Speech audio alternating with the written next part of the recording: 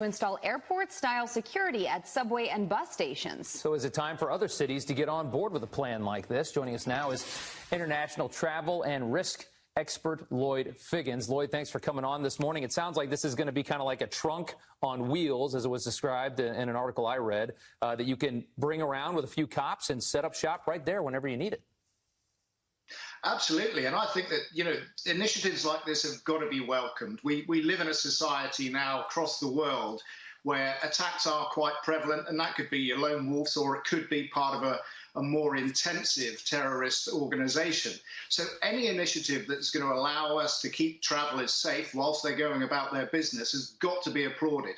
And I think that this is just the start of moving those things that we used to see in airports into other transport hubs like bus stations and like train stations as well. Now, a lot of people may sit here and say, well, is this going to slow down my commute? Am I going to have to wait in line? At the airport, there's always a line. This isn't like that, though, correct?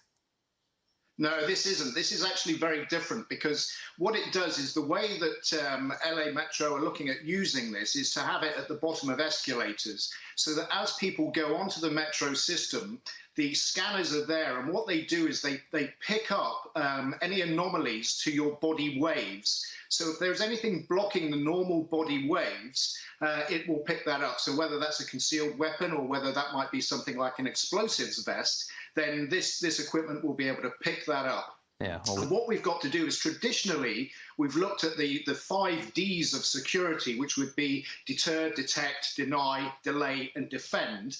What this initiative does is actually moves deny to the top of that list, and then we go to deter, detect, delay, and defend. So this is actually moving things forward and allowing the authorities to get ahead of those who might want to perpetrate harm upon the citizens. Right.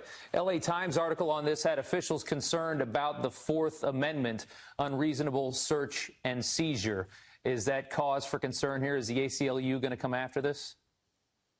Well, I mean, I think that's one for the lawyers to decide. But what my point on this would always be, if you have nothing to hide, if you have nothing to conceal, if you don't have any intent to cause harm, then really you've got nothing to worry about.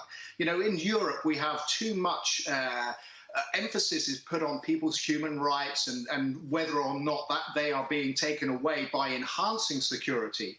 And my answer to that really is, well, look, we live in a world where security is being contravened all the time. We need to be ahead of the game, and we need to put measures in place in order that we're protecting the public. Yeah, it's going to be interesting to see how it plays out. Thank you very much for your time, Lloyd Figgins. We appreciate it.